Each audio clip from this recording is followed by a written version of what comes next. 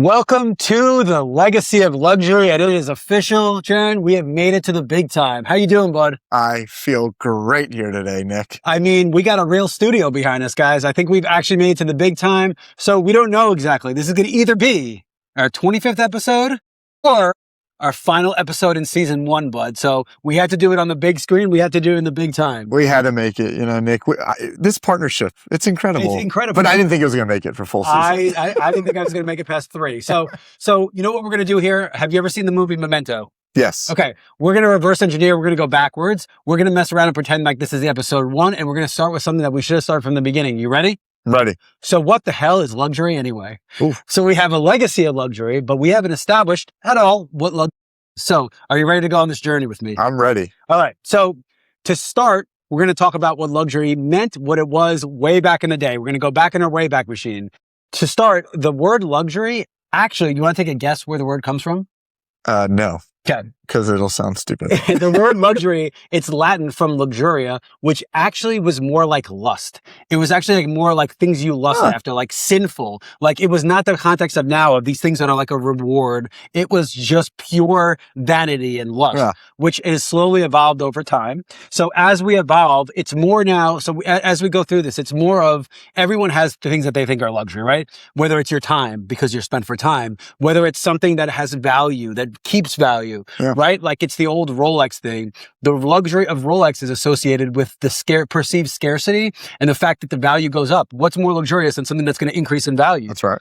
So what I really want to get out of this is you have now been around this business for a long time. You've seen different forms of luxury. So I want to establish a little bit of what it means to you, what it means to the customers you serve, and then to the people listening, like a new way to think about it. So it seems a lot less pretentious because I think that's part of the problem. So let's start. Over the time of all the time you've been involved in business, what's fascinated you the most about the concept of luxury, or some instances where you're like, this is just not what I thought it was? Yeah. I'll go for me personally real quick. You asked the question, what does it mean to me? And it's funny when you just asked me where does luxury come from? I kind of think about it as luxurious, like comfort. If we go to a beautiful hotel and it's a beautiful room, like that is luxury, right? It's luxurious. So I think that comfort has a lot to do with what luxury means to me. And so that can be a couch, right? That it isn't necessarily thousands and thousands of dollars, but if it feels better than my last couch, it feels like luxury to me, which I think is pretty cool. And jewelry, I would say, is very similar to that in the sense of, stepping up the ladder in terms of like jewelry and then fine jewelry, right? And what that means. I would say that, my nieces are going through it right now, right? They're 12, turning 13, going on 25. But, they love jewelry, right? Yeah. But they just love jewelry. And it's what we say, use this word tchotchke. This is a Greek thing to say, but they're wearing tchotchke jewelry. Yeah. And it's not real. It tarnishes. It turns on them. It just isn't nice, right? But it's something they think they have an emotional connection to now, but you don't realize is it's fleeting and it's going to disappear. And it's probably disintegrate. And so you actually can see when we're talking about what does luxury mean, I can actually see it happening in a 12-year-old's eyes, because when I've given them real jewelry, right? That's actual gold, or even for that matter, real silver, just something that isn't going to turn and tarnish and look bad. You can actually see them actually go, wow, this is nice. Back to the word luxurious or luxury, right? So I think that's really cool to see. So that's what I've seen in the business from, tchotchke jewelry. And you're starting in its purest form. Yeah. Like a 12-year-old girl getting that doesn't know any better. There's no reference. And that's one of the things I find fascinating, right? Like I'll talk about a car, for example. Like if you get in a new car versus a used car, you're like, oh my God, this is luxurious, right? And then you go from a Ford to a Lincoln, you're like, oh my God, this is luxurious. Yes. And then you go from a Lincoln to Mercedes, and eventually you're like, who the hell was driving the 4-door Mazda with the stick shift in the first place? So I think the relativity is important. And that's when you get to that real level of luxury where it's really that, not only the perceived value, but it's not just stuff. And I think when you talk about emotional connection, it's such a hard thing to quantify. But really, whenever you have an emotional connection to something, feels luxurious. A couch is a great example, right? You can sit on the most expensive couch in the world. If that thing is not comfy and you're not lying on it, then there's no luxury to me at all. But you could have a couch that's 30 years old that for whatever reason, you lay on that thing and you fall right into it. And that's what luxury feels. I couldn't agree more. I think it's an awesome point. And I think as we evolve, and I think one of the things back in the day, luxury was reserved for the uber elite, for the priests, for the, the kings, the queens, everybody, the rabbis, if you will. Yeah. Everybody had this sense. They were the only ones that were allowed to get. Don't take me back to the first temple, Nick. High priest there. There you go. That's true. As you go back, you think that it is the emergence of the middle class. And I think we've talked about this so many times. Yeah. It was really the Victorian era when you see the beginning of this middle class starting to emerge. The French Revolution was really a revolt of the middle class that was, they wanted to start to have access. They saw all these uber elites. And now we've had this whole liberal movement of this world where the middle class has really emerged and has access to things that they never did before. So you deal with this often. You see people that come in and they'll drop $200,000 on jewelry, sure. Right? To somebody that only makes 200 grand, that's unfathomable. Huh. But to that person, the sense of relative luxury is different. So talk about some things that you've sold or some things, conversations you've had with people. Like, was it about a Patek when they bought their first Patek? Was it about those yellow diamonds? Talk about some of the things that you've seen that have been perceived in a certain way that's associated with luxury. Yeah, absolutely. And I'll even say almost like, you made it, right? Like yep. You made it moment. And I think that comes, thankfully, for what I do, I get to start with the engagement ring. Yep. Which is so cool because that's someone that's been saving money specifically for this item, right? And they understand that they are going to spend money on something that is luxury. And they might not be able to spend it again for many, many years. Yep. But then fast forward those many, many years and I get to see them again, right? And it's a big anniversary, it's a big birthday, or maybe they exited from their company, maybe they just retired, whatever it may be. I love seeing those first time gifts to themselves or the wife coming in or vice versa, to celebrate something. We just brought in, our third child into the world and congrats. Thank you. And, I wanted to get Allie something that really was meaningful and special, but also that one day when this baby grows up and that piece of jewelry is passed down to her, that she'll feel like, hey, this is valuable and this is luxurious. And so I think, like you said, it's all relative to everybody. And it's amazing for me to see people in the business go through it and yes, get into their first Submariner, right? The black on black sub, the classic Rolex. And they say, hey, I just got my first big promotion. This was it. And I'm getting myself into a timepiece. And there's no better feeling, seeing someone that's been hunting down a watch, right? You mentioned a Patek. I sold an Aquanaut, late last year. And, the guy was like, I have been wanting this for so long. I haven't been able to pull the trigger, but I just had an event in my life happen. And now it's time to celebrate. So there you go. I love it. And look, I think as you age, like the value proposition for a lot of things changes, right? Like when I was young, I was buying cheap fashion because I was out all the time in different places and I just need to go out. Like now, like my value of luxury is like I go to work and I come home and I chase kids around. Right. So I just would rather have nicer stuff that would last for longer than cheap stuff that I'm throwing out every season. So I think that's another thing that changes. And I think, especially when you talk about watches, I think one of the real, for me, what luxury means is something that has intrinsic value, but is also something that has perceived value by the greater society around it. Sure. So a Rolex works really well because it serves a utility purpose. It lets people know that you have that certain status that you're chasing. You could pass it down to kids, right? But at the same time, there is something that is coveted by others. Yeah. Right? Those are a lot of the boxes to check. And goes up in value, like you said. It goes up in value. Those are, and you can't buy it with that intention. No. Because that's like timing the market. You think you're going to get it the smartest in the world, goes backwards, but you're checking off a lot of boxes. I think there's a lot of luxury involved in the world. I think travel is a great example. Definitely. I think food is a great example. But I want to make it important. It is only relative and it should not be chasing past what you are capable of. It's always great to have ambitions. But again, that first Mercedes from driving a used Pinto for all of your life is absolutely luxury, used or not. So those little baby steps are also incredibly important. And I think when you talk about watches, like you don't go from no watch to Rolex. Right. You go to a Tissot, which is a wonderful brand with Swiss pedigree. Yes. There are these stepping stones. And I think we get a little bit ahead of ourselves and we reward capitalism by feeling like the end of the line has to be so quickly. Yeah. I think as one of the best parts about working hard, and I would say it's kind of that Gen X and behind, the millennials, I'm sorry, Jaron, just don't have it in them the same way, even though apparently I'm a millennial. That's right. But you should reward yourself for working hard. You go on vacation to reward yourself from the time put in. it makes luxury feel luxurious when you work towards it, because that's what that experience, you're rewarding yourself. Yeah. And I think that's important. And I think it should be celebrated. But I think you make a good point. Should people be chasing after luxury that they see on Instagram, or do they need to make their own opinion of it? Because you see people going to all these resorts and you see people doing, I mean, shoot, people are being paid, right? These influencers like us. The air quote. We're influencers, right? You know, these influencers going out and just, they're getting paid to go to these resorts. They might not even be able to afford to go to the resort themselves. And yet people are watching and saying, oh, this is what luxury means. I disagree with that totally. Yeah. Yeah. You know? I disagree. Then I disagree with like the value proposition. Like, look, I have been to a lot of places in the world where it's a top blah, blah, blah restaurant in the world. Yeah. Okay. But what they do on purpose is they don't put any prices on anything. So when you get the bill, and I am so adamantly against it, because here's the problem. My value proposition of a meal between $400 and $1,200 is very different than what those things are. So for $400, you know what? I'll let it slide. Look, I liken it to this. You know what I love about dumb movies? They're 90 minutes long. That's you didn't occupy too much of my freaking time. Would anybody on earth want to watch a 4-hour bad movie? No, 90 minutes you can spare for it to be the worst movie in the world, because it's 90 minutes. Yeah, a couple good laughs. You got it, you chuckles. It's worth it. If you're going to go and you're going to spend $1,200, I mean, I expect gold plating to be flying down from the ceiling when it's happening. And I think that's part of the problem is that it's more those Instagram moments and things people are chasing versus the experience of luxury. Because you know what luxury is to me?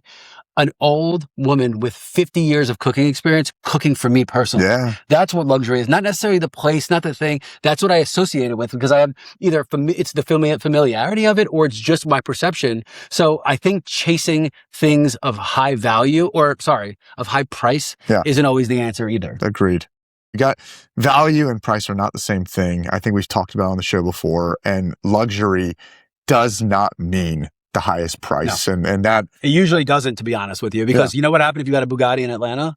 You would hit one pothole and destroy that car in all V16 $2 million cars. Pothole. We are sitting in the heart of Atlanta right now. Let me tell you something.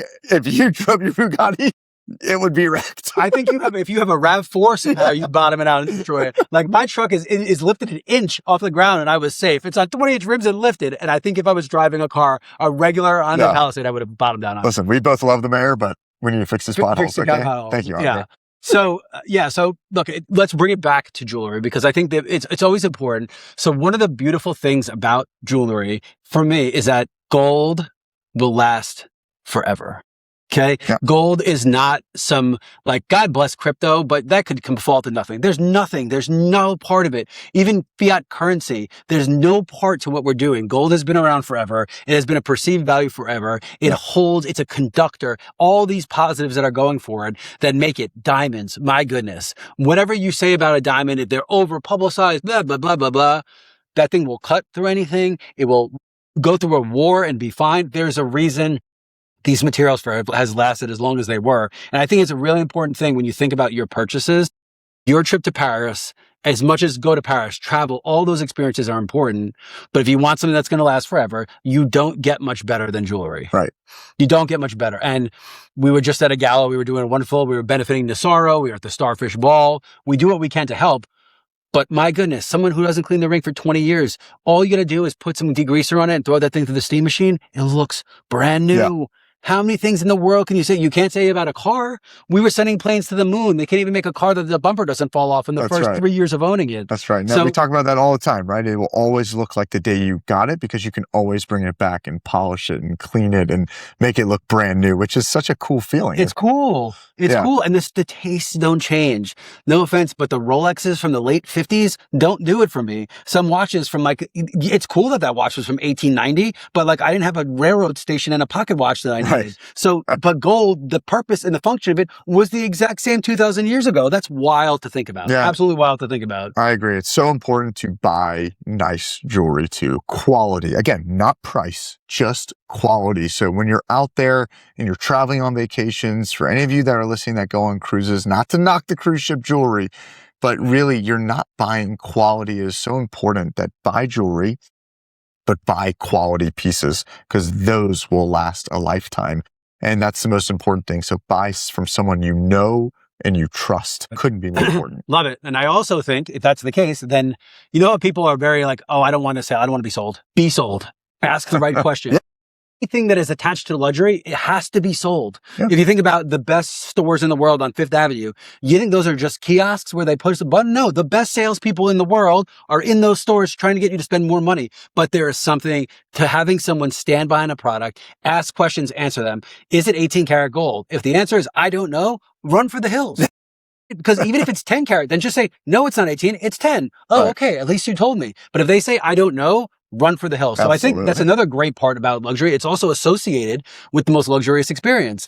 You talk about something like the Ritz-Carlton, right? Famous in the world. You want to know why Ritz-Carlton has the best customer service in the world?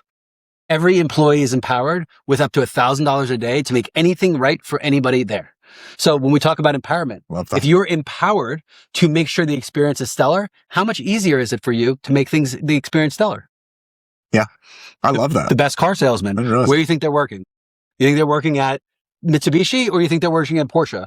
And then they have to have the pedigree of knowing these brands and the passion behind it. It's so important to do. And that's what makes good luxury. And I think it's just not spoken about enough. I think everything's got to be a freaking black card now. Like, what's Amex going to do, bro? First, it was a platinum card. Now we got the Stellar Interlunar Planetarium Plutonium card. Oh, gosh. Then we jumped 4 levels. Like, even the concept of that luxury has been blown so out of proportion. Yeah, it's getting diluted out there for sure. And I totally agree with you. Ask the right questions. Don't just assume it's expensive, I should just buy it. That's not how things work. No. Right? So be sold in the sense that ask the right questions. Make people answer your questions, make them sell you, right? And enjoy your experience. And if you don't enjoy your experience when you're doing something luxurious, then number one, it's no longer luxury to you because you didn't even have fun doing it. And don't just do things for a status symbol. Enjoy it. If you don't, walk out of there, okay? If someone gives you bad experience buying a Porsche, go to Mercedes and buy a car, right? Or vice versa. No, I don't care what you buy, but